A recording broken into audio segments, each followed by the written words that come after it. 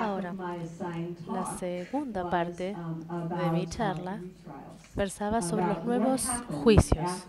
¿Qué es lo que pasa una vez o después de que hay un juicio, un jurado estancado? Estos son los datos, los mejores datos que tenemos disponibles y coinciden con lo que reporta la gente cuando uno entrevista a abogados que han tenido la experiencia de un jurado estancado. Hay tres resultados que se producen si hay un jurado estancado. Uno, lo que pasa es que la fiscalía puede decidir desestimar los cargos porque no pudo convencer a los jurados de que condenen. Puede suceder también que el jurado tenga una segunda oportunidad, va a haber un segundo juicio por jurados y el tercer supuesto es que va a haber un acuerdo entre la fiscalía y la defensa de adoptar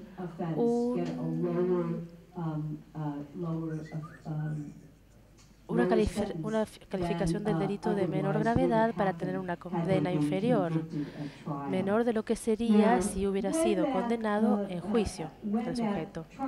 Entonces, cuando se vuelve a hacer el juicio, en un juicio por jurados, puede resultar en una condena o en una absolución. Y entonces esto muestra lo que pasa en el nuevo juicio y pueden ver que hay una condena en el 69% de los casos y hay una absolución en el 19,4% de los casos. Entonces, el nuevo juicio produce veredictos en la mayoría de estos casos y un 7,5% es de jurados estancados nuevamente. Tenemos juicios,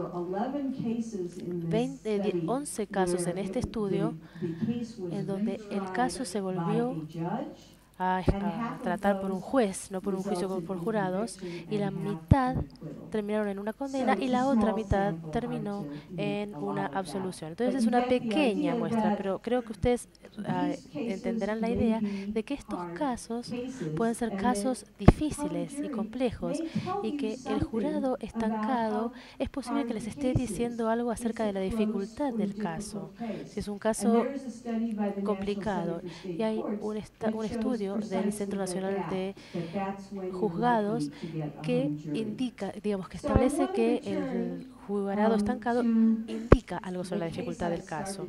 Quisiera mencionar el caso que mencioné al principio, de nuevo, para poder preguntarles qué piensan que debería pasar en este caso. Hay un jurado estancado y qué piensan ¿qué significa el jurado estancado en este caso? Este es un niño de 14 años que está disparando desde la parte de atrás del micro, pero no les dije cuál era la división del jurado estancado. Lo debía condenar de posesión ilegal de armas y una acusación de haber puesto en peligro descuidadamente. Estos son cargos menores y se convirtieron en un jurado estancado con respecto a la tentativa de homicidio y al homicidio en segundo grado, los cargos más graves. Esto es lo que pasó cuando se estancó el jurado. Entonces, ¿qué debería pasar? Bueno, en virtud de la norma de la decisión que hubiera exigido una relación 10-2, hubiera sido condenado de homicidio en segundo grado. Él estaba alegando legítima defensa. No les conté quizás la parte más triste de esto, que es que cuando él disparó, le disparó en la cabeza y mató a un pasajero inocente que estaba en el micro, en el colectivo, que era padre de dos chiquitos. Simplemente estaba yendo de un trabajo al otro esta persona. Es un caso muy triste y muy difícil también. Entonces vamos a ver los ejemplos paso a paso de lo que pasó. El fiscal puede decidir volver a enjuiciar el caso con un nuevo jurado y hacer que el jurado llegue a una decisión con respecto a los cargos iniciales, los cargos graves iniciales. La fiscalía puede decir, pero esto es menos probable. Bueno, puede decir, tiene solo 14 años, tenía miedo, se asustó, quizás mis cargos son demasiado serios, los voy a desestimar. Lo más probable, y esto no se ha decidido todavía, estoy haciendo un pronóstico, una predicción, digamos, pero no ha sucedido todavía. Lo más probable es que haya una negociación de las penas, en donde la fiscalía, que no logró que los 12 jurados lo condenen por homicidio en segundo grado, quizás acepten un cargo menor y entonces tendrá una condena o una pena más corta, y eso va a ir a sus antecedentes policiales y tendrá la obligación de cumplir esa condena.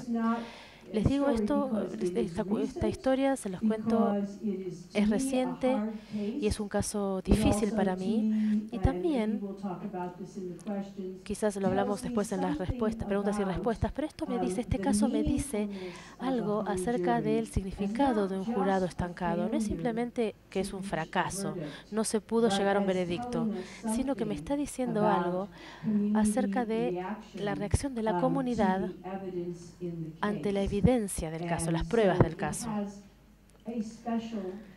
Entonces yo creo que tiene una función especial en el sistema judicial, o puede tenerlo. Y luego, volvamos. Ustedes vieron el mapa antes de lo que hay en Estados Unidos, pero dejé algo sin incluir. Dos cosas en realidad. Los dos estados que tienen la norma de la decisión 10-2, a la hora de un homicidio agravado, en Oregón, 11 de 12 jurados tienen la exigencia de estar de acuerdo, y en Luisiana, si es homicidio de primer grado, se requiere la unanimidad. Entonces, incluso en los estados donde hay algún tipo de disponibilidad o de tendencia a las normas de la decisión, se ve que vuelve a aceptarse la regla de la unanimidad, y los tribunales federales nunca modificaron este criterio. Muchas gracias. Si les parece bien, estamos dispuestos para hacer algunas preguntas que quieran hacerle a Jerry.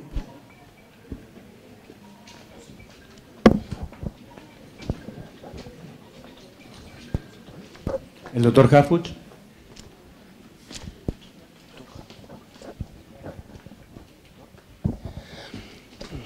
Sí, profesora Diamond, yo quisiera preguntarle, porque en Argentina cada vez que nos consultan en las distintas provincias, o inclusive los políticos, y le decimos veredicto unánime, se espantan y dicen, es imposible, nunca lo van a conseguir, nunca va a haber decisiones, y no podemos vivir en un sistema donde tengamos que repetir todos los juicios. Esa es la primera impresión. Y yo entiendo eso. Sin embargo, tenemos que hacer un esfuerzo enorme por tratar de convencerlos que los países que ya tienen jurado hace muchos años, el jurado alcanza naturalmente la unanimidad en el 96% de los casos. Yo lo que le quisiera preguntar es que si esto en su experiencia como consultor ha pasado en otros países donde esto se ha planteado, si reaccionan de la misma manera que reaccionan aquí, y preguntarle si desde sus investigaciones, ya no que me contestara como si fuese una experta en jurado, sino como una jurado, cambia la actitud psicológica de un jurado que le dicen, ustedes necesitan 8, 9 o 10 votos, de otro que le dicen, todos ustedes se tienen que poner de acuerdo, aunque sean esos mismos grupos, el mismo grupo que le dicen dos mensajes diferentes. ¿Cambia su disposición psicológica para al momento de entrar al jury room?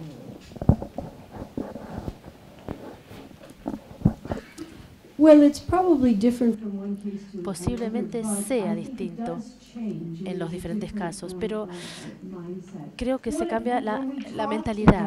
Cuando hablamos de una deliberación robusta, sólida, una de las cosas que uno obtiene cuando hay una norma de unanimidad, una regla de la unanimidad, todos los miembros del jurado son importantes. Ellos saben que no se puede ignorar a ningún miembro del jurado. Entonces están más interesados y están más dispuestos a buscar cuáles son las áreas en las que no están de acuerdo y tratan de resolverlas. Pero no sé, no quiero ser poliana. Se escucha este término acá en Argentina. No quiero decir que todo es maravilloso, que todo siempre es maravilloso, de todas formas. Y cuando los jurados cambian de opinión durante la deliberación, ellos cambian su opinión y van con la mayoría solo cuando están totalmente convencidos por los argumentos maravillosos que se exponen. A veces sí se ponen de acuerdo entonces con la mayoría porque no son tan fuertes para mantener sus propias posturas, o a veces porque piensan que Natalie lo mencionó habló del Allen Charge, y algunos de mis compañeros del jurado quizás piensen que no tengo razón. Hay otro hallazgo en la psicología a partir de la toma de decisiones de los jurados, que es un sesgo de menos rigidez. Cuando hay desacuerdo acerca de la condena o la absolución, aquellos que están a favor de la absolución tienen una oportunidad de persuasión mejor. Porque si ustedes piensan en nuestras normas, o nuestra norma, en nuestras normas en Argentina y en Estados Unidos, en los dos casos tenemos un estándar que sea más allá de una duda razonable.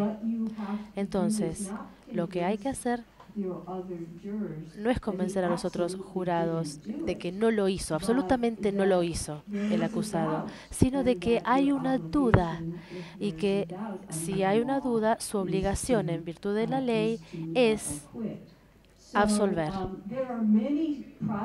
Entonces hay muchos procesos que se dan en la sala de deliberación que se dirigen hacia la resolución. Algunas cosas que no son conducentes para la resolución son, por ejemplo, decirles que no necesitan la votación de algunos miembros del jurado, o poner un límite de tiempo en el tiempo que pueden deliberar.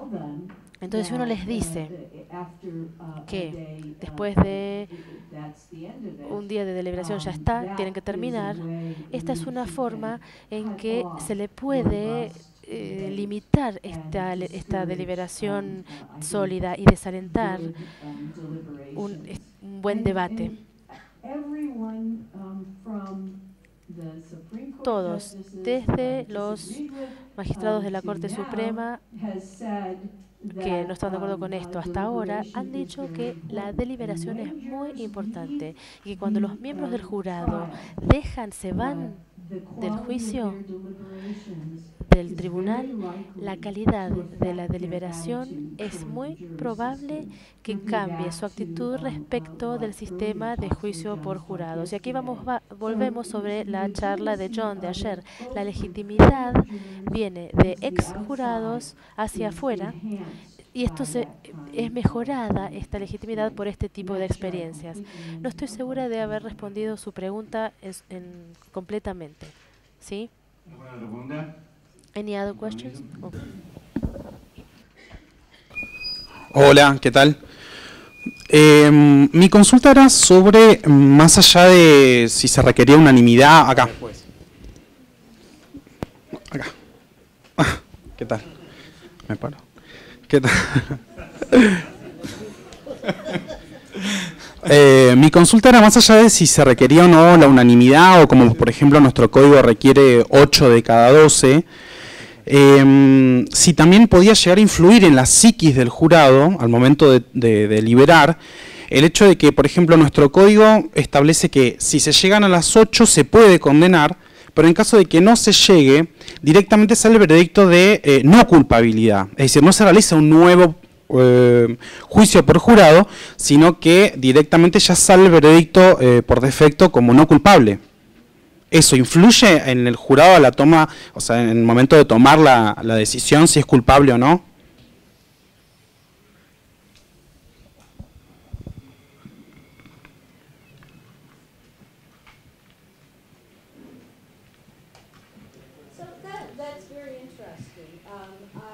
Muy interesante. Muy interesante. Y estoy tratando de imaginarme. Estoy tratando de imaginarme, creo que 8 jurados van a estar bajo muchísima presión porque es un cambio. Hay otra cuestión más. Necesito que le acerquen el micrófono, que le digan que lo agarre con la mano porque no la escucho. Muchísima gente ha hecho muchas referencias y realmente a mí me resulta sumamente interesante. John habló del hecho de que puede llegar algún beneficio en ver los errores que uno ya vio y ustedes realmente nos llevan una ventaja por el hecho de la mitad hombres, la mitad mujeres. Eso está bien, nosotros no lo hacemos, pero no tengo ningún problema con eso. Pero yo realmente espero que ustedes hagan muchísimas investigaciones acerca de su nuevo sistema, independientemente de los planteos que se hagan, porque estas preguntas probablemente solo las podemos responder con más investigación.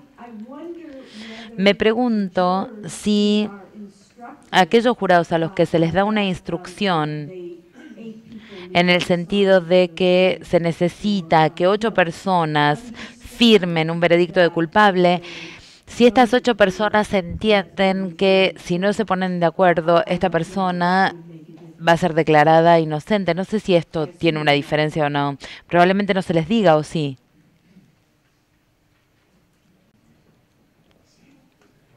Ahí hizo una pregunta que en relación a si le adelantan cuál va a ser el resultado en el caso de que no lleguen a una unanimidad. Esto se les dice. Claro, porque esa fue la pregunta que hizo, se les dice.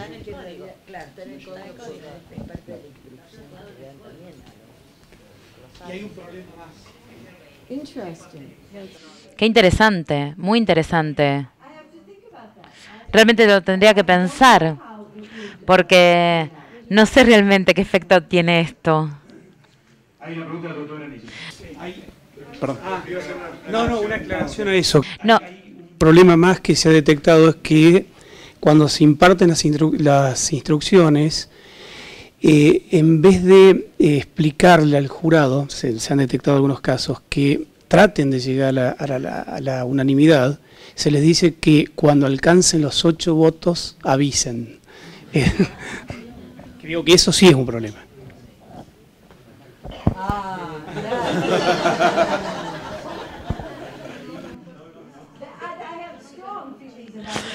Respecto de eso sí que tengo una posición bien arraigada. Mi pregunta es muy directa y sencilla. Hablamos de unanimidad, hablamos de jurado estancado. Me parece que nos restaría definir si el jurado estancado es necesario a los fines de conseguir la unanimidad, o si puede haber establecimiento de unanimidad en el veredicto y no existir jurado estancado. Pregunto tu opinión.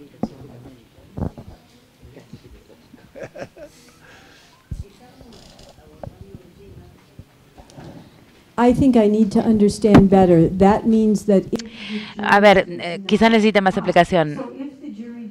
A ver, si el jurado no llega a la unanimidad, ¿la persona quedaría libre? ¿Así funciona? Si es posible una legislación que no prevea el jurado estancado y sí establezca el requisito de la unanimidad. Yo te digo, a mí el jurado estancado, hay algo que me hace ruido en el fondo de mi alma respecto del ne bis in idem. A mí. Mis formaciones son mis principios. Entonces yo pregunto, y quiero tu opinión calificada, ¿es indispensable, a tu modo de ver, establecer un jurado estancado o no? ¿Entendiste? El ne bis in idem con el doble jeopardy, claro. Pero no sé si lo hay que aclarárselo. Claro. Bueno, no, I understand. Entiendo. Entiendo. Como yo dije anteriormente, y supongo que en esto vamos a discrepar. Yo creo que realmente el jurado estancado no es un veredicto. Es como una instancia intermedia en el juicio, con lo cual esto no genera el non bis in idem. Pero imaginémonos que queremos olvidarnos del jurado estancado. Yo me puedo imaginar una exigencia, un requisito que podría adoptar diversas maneras. Ustedes pueden llegar a decir o establecer que se necesita un veredicto unánime para lograr una condena, y si no quieren un jurado estancado, de no llegarse a esa decisión, realmente se declara inocente. En cuanto al jurado estancado, yo creo que hay información. En el caso que yo planteaba de Nueva York, sería un ejemplo de esto. Creo que hay una información que se logra a través de esta reacción no unánime. Yo protegería el tema del jurado estancado. Si no me escucho. Yo quiero volver a lo que anillo. En la Argentina hay un tema con el reenvío, que yo no sé si en algunos casos no hay hasta una hipertrofia del concepto, porque en Estados Unidos, si se declara la nulidad de un veredicto de condena, el derecho me parece que es al nuevo juzgamiento. En Argentina hay muchas posiciones doctrinarias que dicen que ya con el solo hecho de existir la anulación de esa condena, la persona no podría ser sometida nuevamente a juzgamiento. ¿Qué opinas sobre esto?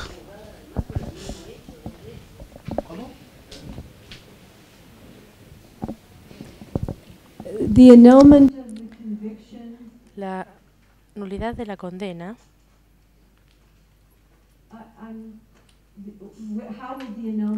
¿Y cómo sucedería esta nulidad de la condena?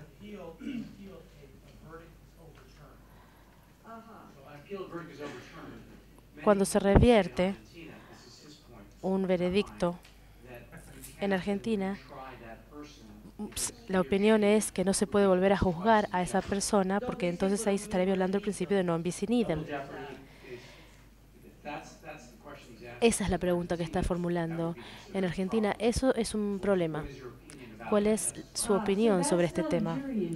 Entonces no es una cuestión de el jurado, sino que es una cuestión más general sobre las condenas.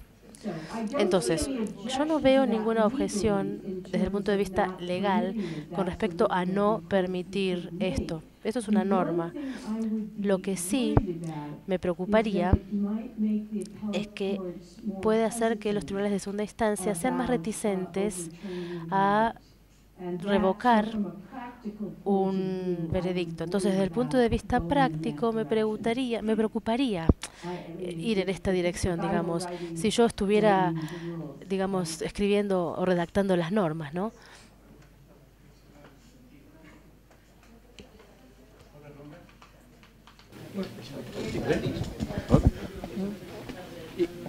It's an observation.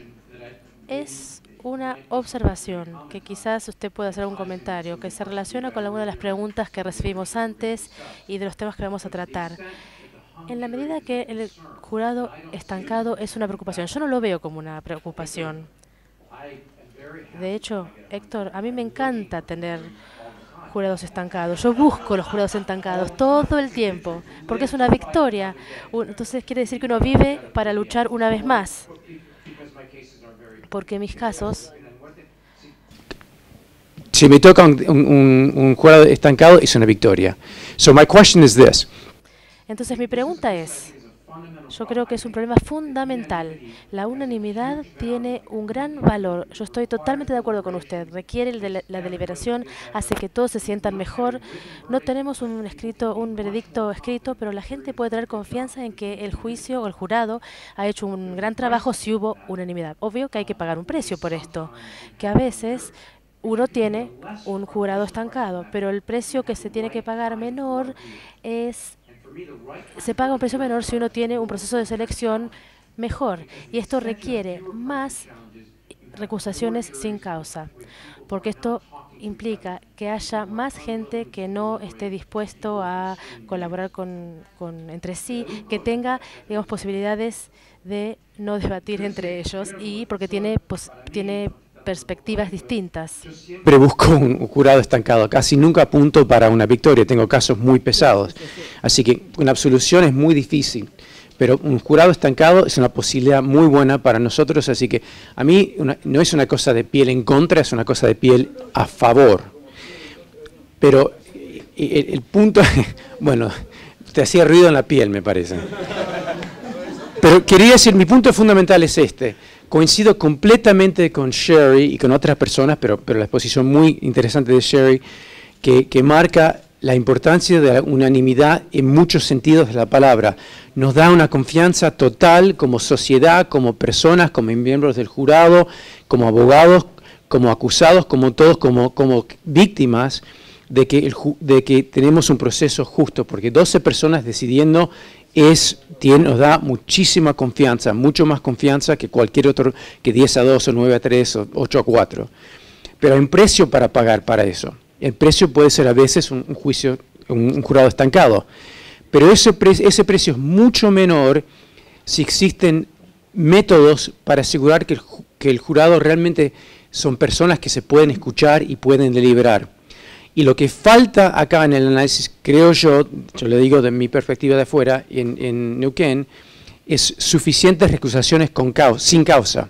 Porque las recusaciones sin causa, en un caso pesado, permite que existan personas en el jurado que no van a poder deliberar, no van a poder discutir. El propósito del voir dire, de la selección de jurados, que lo vamos a hablar el viernes, creo, va a ser asegurar que tenemos gente imparcial, gente razonable, gente que pueda hablar entre ellos.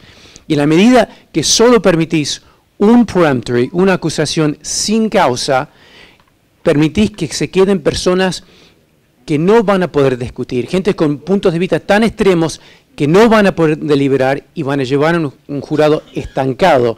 Y ahí pagás un precio más alto de jurados estancados por tratar de ahorrarte 10 centavos con la recusación sin causa. Para mí, eso es...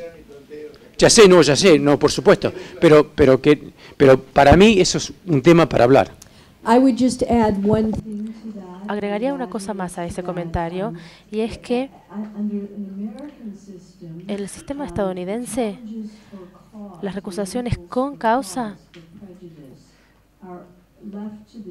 se dejan a discreción del juez. Y algunos jueces excusan a algunos miembros del jurado que muestran cualquier tipo de sesgo durante el interrogatorio, y algunos jueces hacen todos los esfuerzos posibles para decirles, bueno, pero igual usted puede ser justo, ¿no?, a pesar de tal o cual cosa. Entonces yo creo que un aspecto de la selección del jurado que no recibe suficiente atención es el uso generoso y apropiado de las recusaciones con causa. Yo creo que esa es parte de la selección.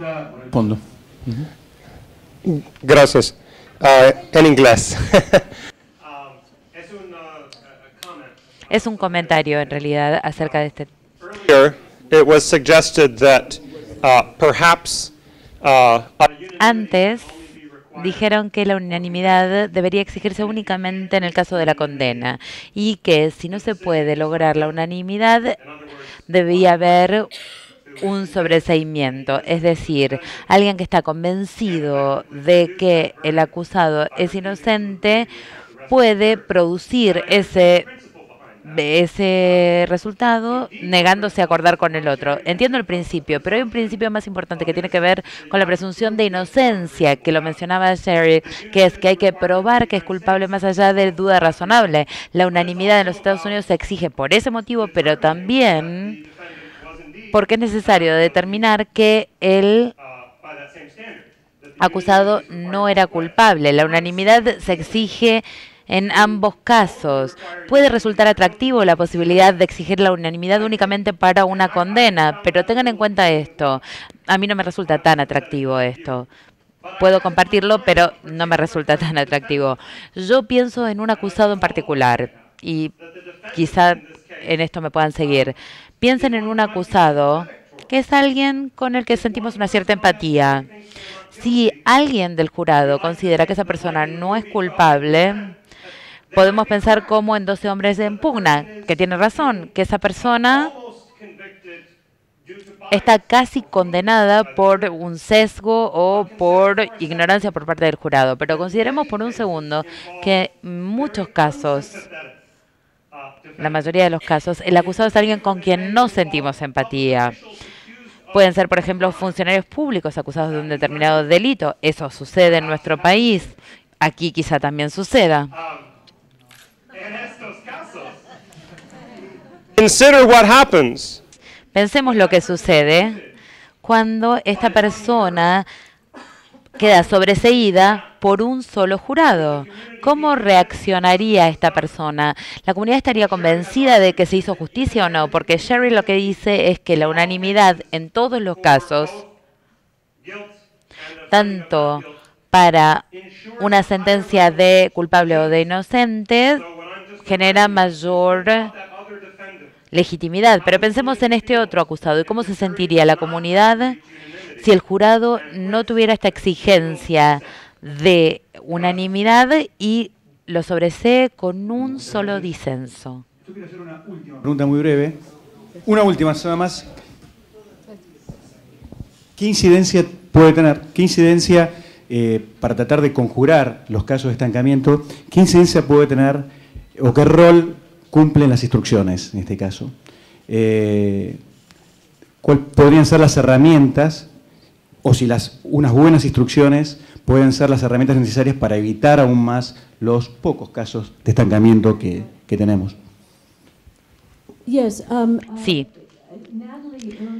Sí, Natalie hoy más temprano